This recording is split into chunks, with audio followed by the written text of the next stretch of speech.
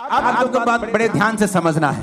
एक विश्वासी को प्रार्थना कैसे करनी चाहिए, ये मैं आपको समझाता हूं। ये मैं उन लोगों को समझाता हूं कई बार जो मेरे पास मिलने के लिए आते हैं, लेकिन आज मैं आप सबको समझा रहा हूं। एक विश्वासी को प्रार्थना कैसे करनी चाहिए, कौन सी प्रार्थना है जिससे आपकी लाइफ में रिजल्ट आता है।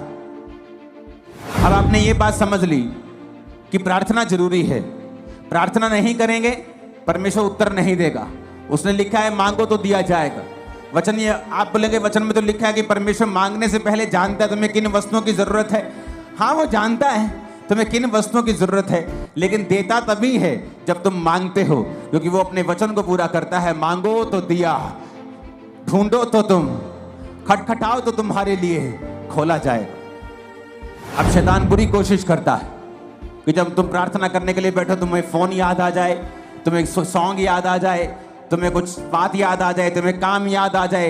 एनीथिंग पॉसिबल, पॉजिटिव और नेगेटिव एनीथिंग वो आपको याद करवाएगा, क्योंकि उसको मालूम है कि प्रार्थना ही एक ऐसा एक लौता माध्यम है जिसके द्वारा तुम परमेश्वर के साथ जुड़ते हो और आगे बढ़ते हो और परमेश्वर का आत्मा तुम्हारी अगुवाई करता है। जो मैंने अपनी मसीह लाइफ में देखा है, मैं आपको उस एक्सपीरियंस से और वचन से आपको बताता हूं प्रार्थना कैसे करनी चाहिए। आपको दिन में सुबह प्रार्थना करनी चाहिए, आपकी पर्सनल प्रेयर, जिसमें आप सिर्फ अपने लिए, अपने परिवार के लिए, अपने काम के लिए, अगर आप पास्टर हैं तो अपनी सेवकाई के लिए आप प्रार्थना करते हैं। अगर आप सुबह 1.5 घंटा प्रार्थना करने के लिए बैठे हैं, क्योंकि उसके बाद आपको काम पे निकलना है, तो आपको पौना घंटा प्रार्थना करनी है, 45 मिनट। आधा घंटा आप वचन पढ़ें और बाकी का 15 मिनट आप वचन को खोलें और अपनी लाइफ के मुताबिक, मान लीजिए एक विश्वासी बीमार है, वो नीति वचन को निकाले 3 को, वो यशाया 54 को, वो भजन संहिता 103 को, वो इस तरह के वचन निकाले जहां परमेश्वर ने आपको शारीरिक चंगाई की वायदा किया है। आप उस वचन को पढ़ें कि परमेश्वर तेरे वचन में लिखा है।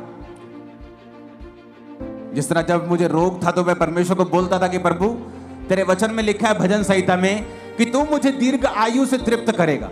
तो मैं प्रभु से बात करता था, लड़ता था, जैसे फाइट करते हैं। किससे? वचन से। इमोशनल फाइट नहीं, उसका कोई फायदा नहीं।